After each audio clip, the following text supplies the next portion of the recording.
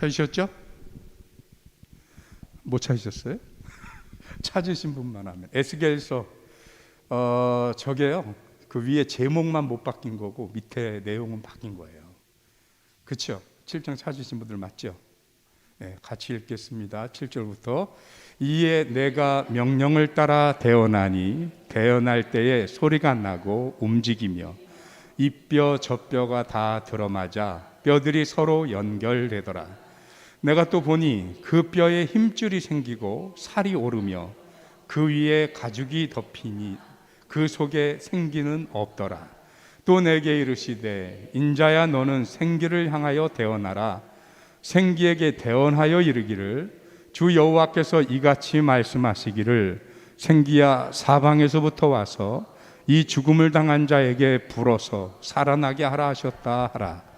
이에 내가 그 명령대로 대언하였더니 생기가 그들에게 들어가매 그들이 곧 살아나서 일어나 서는데 극히 큰 군대더라. 또 내게 이르시되 인자야 이 뼈들은 이스라엘 온 족속이라. 그들이 이르기를 우리의 뼈들이 말랐고 우리의 소망이 없어졌으니 우리는 다 멸절되었다 하느니라. 그러므로 너는 대언하여 그들에게 이르기를 주 여호와께서 이같이 말씀하시기를 내 백성들아 내가 너희 무덤을 열고 너희로 거기에서 나오게 하고 이스라엘 땅으로 들어가게 하리라. 내 백성들아 내가 너희 무덤을 열고 너희로 거기에서 나오게 한즉 너희는 내가 여호와인 줄을 알리라. 내가 또 내 영을 너희 속에 두어 너희가 살아나게 하고 내가 또 너희를 너희 고국 땅에 두리니 나 여호와가 이 일을 말하고 이룬 줄을 너희가 알리라. 여호와의 말씀이니라. 3장 1절에서 4절입니다. 앞에 스크린 보셔도 좋고요. 같이 읽습니다. 또 그가 내게 이르시되 인자야 너는 발견한 것을 먹으라. 너는 이 두루마리를 먹고 가서 이스라엘 족속에게 말하라 하시기로 내가 입을 벌리니 그가 그 두루마리를 내게 먹이시며 내게 이르시되 인자야 내가 내게 주는 이 두루마리를 내 배에 넣으며 내 창자에 채우라 하시기에 내가 먹으니 그것이 내 입에서 달기가 꿀 같더라. 그가 또 내게 이르시되 인자야 이스라엘 족속에게 가서 내 말로 그들에게 고하라. 아멘. 할렐루야. 하나님의 크신 은혜와 사랑이 오늘도 저와 여러분들에게 함께 하실 줄 믿습니다. 우리 유튜브로 참여하시는 우리 성도님들 가정에도 하나님의 크신 은혜와 축복이 있을 줄 믿습니다. 우리 가정에 계신 분들이나 여기 계신 분들이랑 우리 함께 한번 따라서 해보실까요? 하나님은 우리를 강하게 하십니다. 믿습니까? 저 이 믿습니까? 이거 되게 해보고 싶었어요. 우리 부흥 강사님들이 어디 가면 믿습니까? 이러는데 제가 부흥 강사가 아니다 보니까 그런 거 잘 못했는데 오늘은 꼭 해보고 싶었어요. 설교 준비할 때부터 작정했어요. 우리 성도님들이 과연 하나님이 나를 강하게 하시는 것을 믿으시는가 궁금했어요.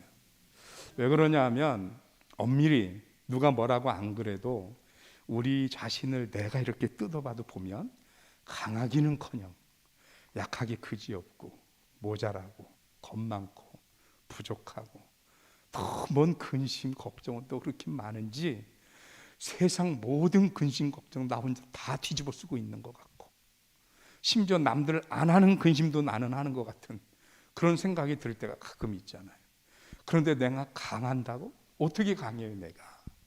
그런데 나는 연약하고 나는 부족하고 나는 걱정과 근심이 많은 존재이지만 우리 하나님은 어떤 하나님이십니까? 우리 하나님은 부족함이 없으신 하나님. 아멘 한 번만 그랬으면 좋겠어요. 우리 하나님은 능력이 한이 없는 분이시고요. 이 하나님을 그래서 뭐라고 칭해요? 전지전능하신 분. 모든 것을 알고 계시며 모든 것이 가능하신 분. 이분이 하나님이시란 말이에요. 그 하나님을 우리가 믿는 거잖아요. 그렇죠? 그러니 나는 약해요. 나는 부족해요. 그렇지만 하나님께서 저와 여러분들을 강하게 하실 줄 믿습니다. 우리가 뭐만 하면 돼요? 그 하나님을 믿고 의지하기만 하면 됩니다. 하나님은 결코 저와 여러분들에게 구약성경, 우리가 지금 계속해서 구약성경 강해를 새벽 예배마다 하고 있는데, 하나님이 수도 없이 거의 모든 성경에서 빠뜨리지 않고 하신 말씀이, 너희가 내 말을 듣고 청정하면 내가 너희를 떠나지 않을 것이며 버리지 않을 것이며 너희와 영원히 함께 하실 것이라는 말씀 계속 하셨잖아요. 그 말씀을 의지하고 하는 거예요. 듣기조차 하는 말 하는 게 아니에요. 그 말씀을 의지하고 우리가 하나님을 믿고 의지하면 하나님께서 우리를 강하게 하실 줄 믿습니다. 그래서 나의 나됨으로 아니고 하나님이 나와 함께 하심을 의지하여 오늘 우리가 하나님이 우리를 강하게 하십니다 라고 고백하는 거예요. 제가 오늘 느닷없이 왜 강하게 하자고 그러냐면, 오늘 우리가 함께 공부할 선지자가 이름이 에스겔이에요. 에스겔. 근데 이 에스겔 선지자의 이름의 뜻이 뭐냐? 하나님이 강하게 하신다.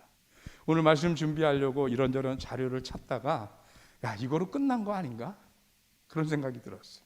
그 이름만으로 하나님이 강하게 하신다.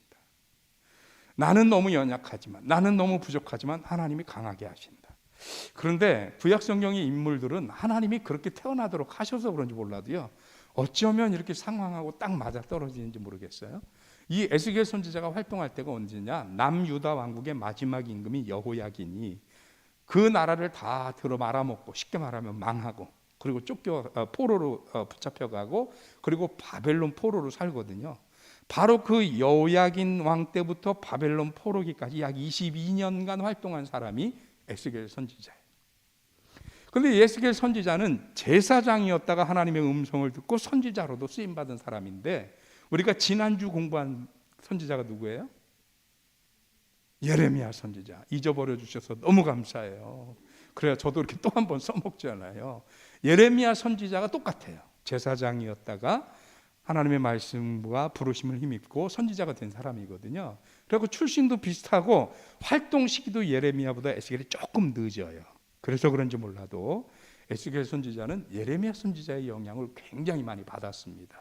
그래서 에스겔서 성경 곳곳에 보면 예레미야의 예언의 흔적들이 이렇게 발견되고는 해요. 그런 이 에스겔 선지자가 이 활동하면서 하나님의 부르심을 받고 전한 메시지의 핵심이 뭐냐? 우리 에스겔서 전체 말씀 다 기억은 못해도요, 에스겔서 그러면 생각나는 거 뭐 있어요? 오늘 우리가 읽은 말씀 에스겔 37장이잖아요. 마른 뼈가 살아나는 거, 이거는 거의 다 아시잖아요. 다른 건 잘 몰라도 에스겔 그러면 마른 뼈 살아난 거, 그 선지자, 이거는 우리가 다 안단 말이죠. 그래서 오늘 이 에스겔 선지자가 활동하던 그 시기가 왜 마른 뼈가 살아나는 것으로 비유되었을까? 원래요, 뭐든지 처음 하는 건 낯설고 힘들어요. 그래서 학교도, 어저께 우리 학생들 다 신입생 됐죠? 입학하고 그런 거죠, 그렇죠? 입학하면 그때는 설레기도 하지만 사실은 그 애들 잘해줘야 되는 게요, 두려움도 있어요. 한 번도 자기들이 경험하지 않은 세계를 경험해야 되는 거거든요. 그래서 뭐든지 신자가 들어간 사람들은 설레기도 하지만 그 설레임만큼이나 두려움과 걱정도 있는 거예요. 신입생 그렇죠? 군대 처음 간 사람을 뭐라고 불러요? 신병이라고 부르잖아요. 신병. 그 신병들로 군대 가면요, 정말 그래요.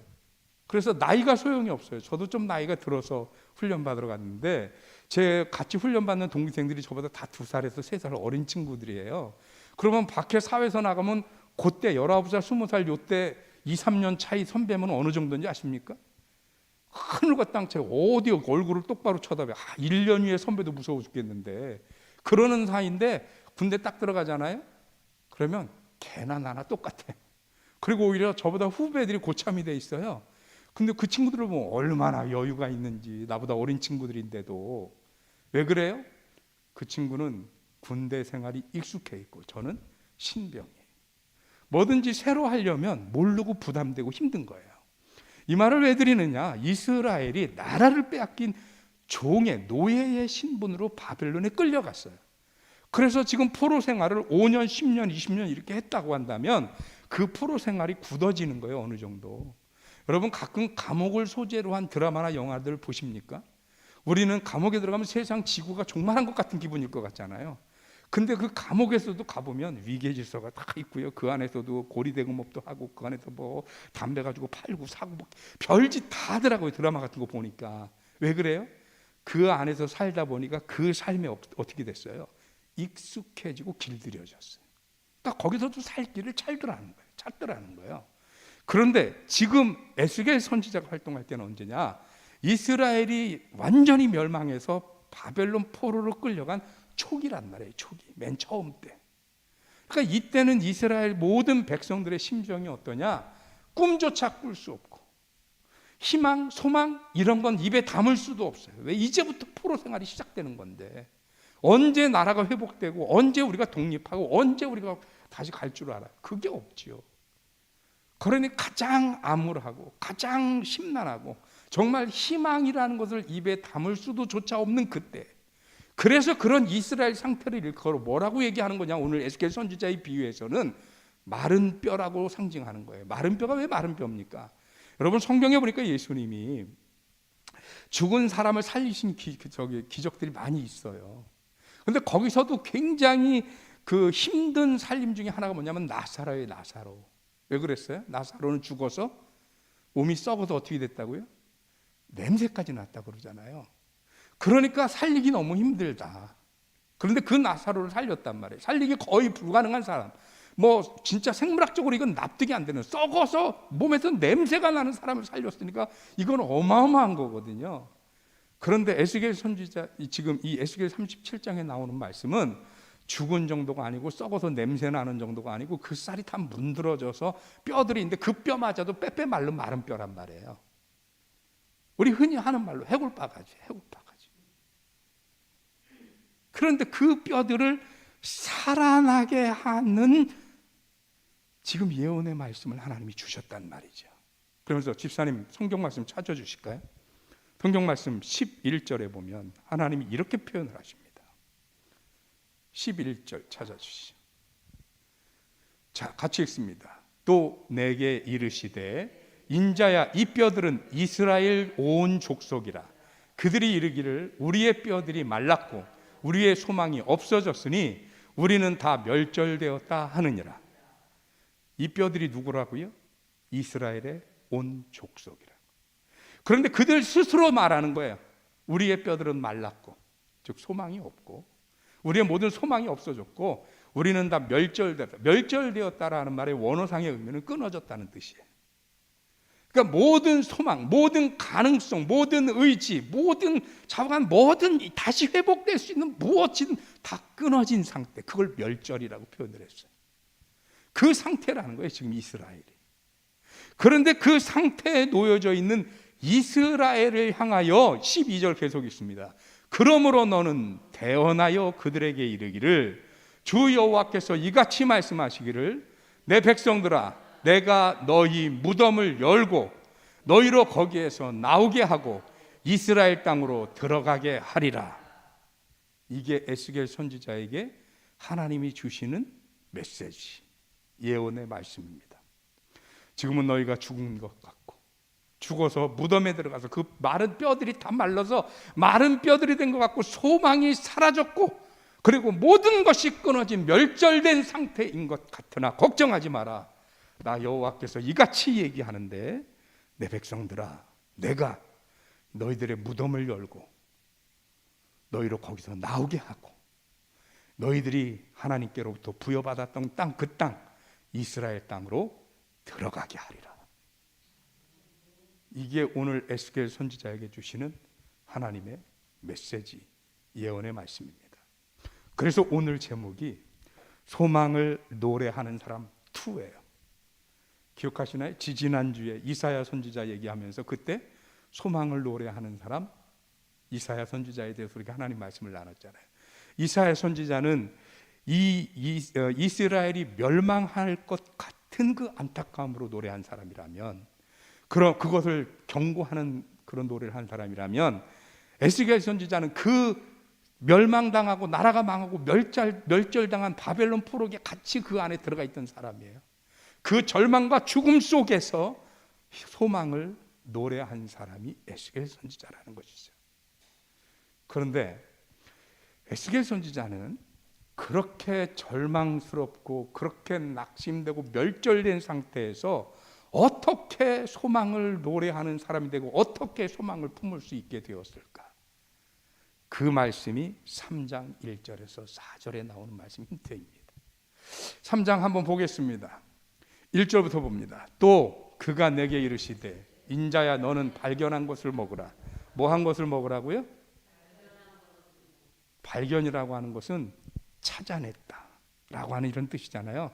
그 찾아낸 것을 먹어라. 근데 그 찾아낸 게 뭐냐? 너는 두루마리를 먹고, 이 두루마리가 뭐예요? 양피지 두루마리인데 이 두루마리는 너무 고가이기 때문에 다른 거에 잘 못 썼어요. 왕의 칙령을 내리거나 아니면 이스라엘에게는 가장 중요한 게 뭐냐? 하나님의 말씀을 기록할 때 두루마리 양피지에다 썼단 말입니다. 그래서 여기서 말하는 두루마리는 하나님의 말씀을 의미하는 건데, 이 두루마리를 먹고 가서 이스라엘 족속에게 말하라 하기로. 여러분 보세요. 이스라엘 족속에서 말하는데 그냥 가서 말하는 게 아니고 두루마리를 먹고 가서 말하는 거예요. 그 두루마리를 어떻게 먹어요? 2절 내가 입을 벌리니 그가 그 두루마리를 내게 먹이시며. 3절 내게 이르시되 인자야 내가 내게 주는 이 두루마리를 내 배에 넣으며 내 창자에 채우라 하시기에 내가 먹으니 그것이 내 입에서 달기가 꿀 같더라. 여러분 두루마리를 먹되 그냥 먹는 게 아니고 내 입에 채우고, 그 다음에 어떻게 해요? 내 배에 채우고, 그리고 내 창자에 채워라.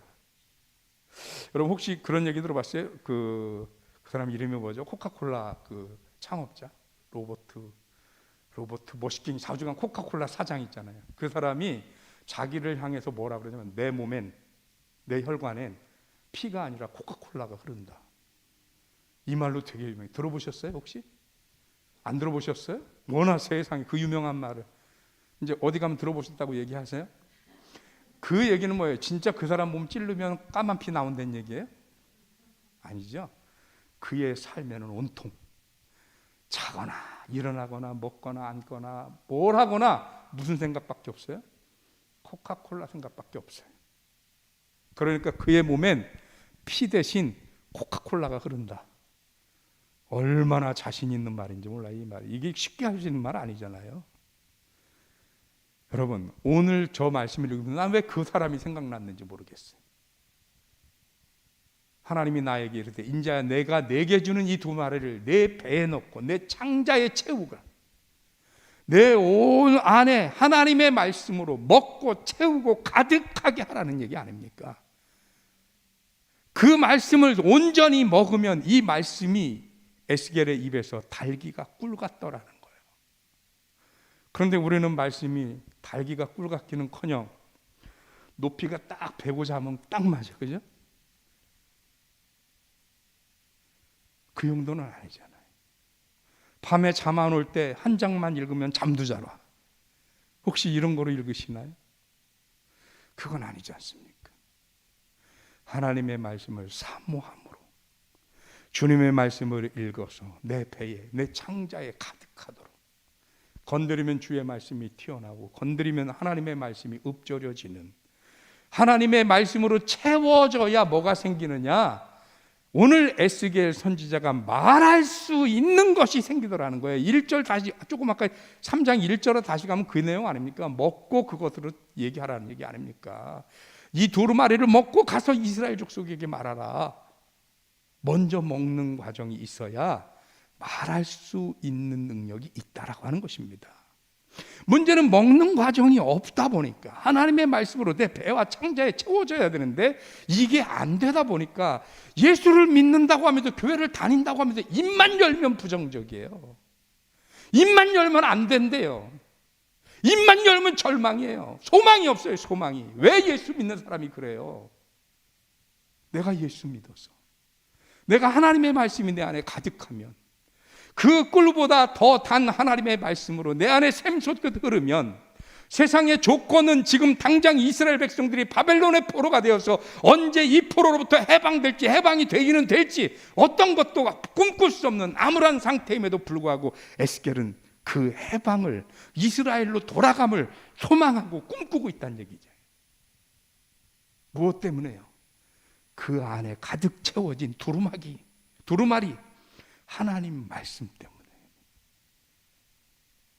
여러분, 이 시대가 어렵습니까? 이 시대가 낙심됩니까? 자꾸 그것에 매몰되지 마세요. 그것만 바라보지 마십시오. 오늘 하나님이 우리에게 하시는 말씀, 두루마리로 내 배를 채우고 내 창자를 채우라고 하는 이 말씀이 우리에게 소망을 주고 힘을 주는 말씀임을 기억했으면 좋겠어요. 하나님의 말씀이 채워져야죠.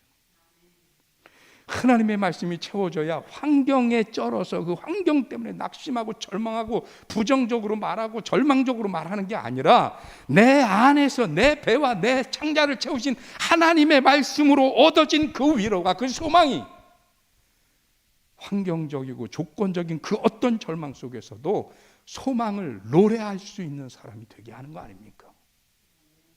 그 말씀으로 채워지자는 말이에요.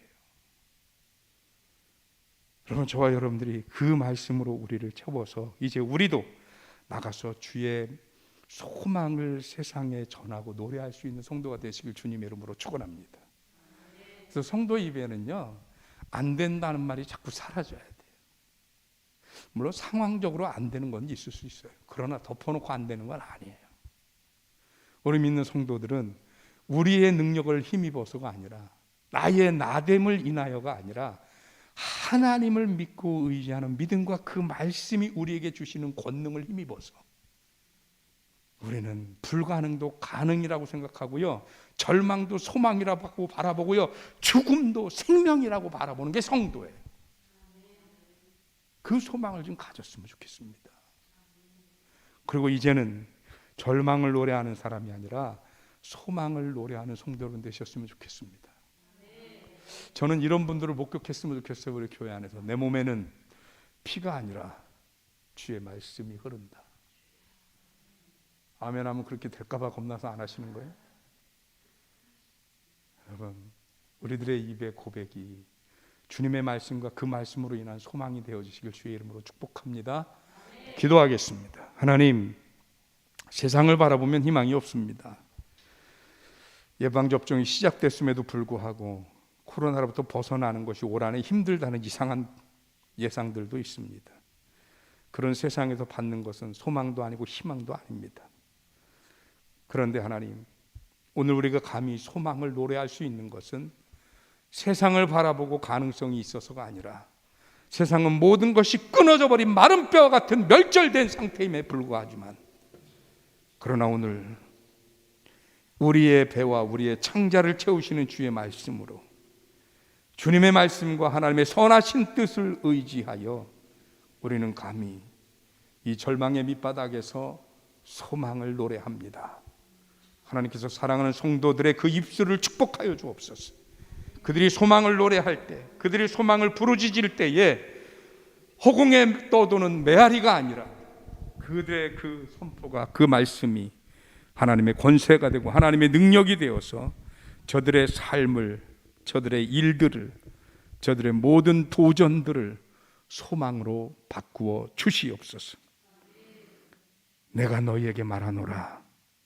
너희를 무덤에서 이끌어내고 너희들을 이스라엘 땅으로 돌아가게 하리라 하셨던 그 말씀의 언약이 여전히 우리에게도 유효함을 깨닫게 하시고 주의 말씀 의지하여 소망을 노래하는 주의 백성들 되게 하여 주옵소서. 예수 그리스도 이름으로 기도하옵나이다. 아멘. 우리 함께 찬양하시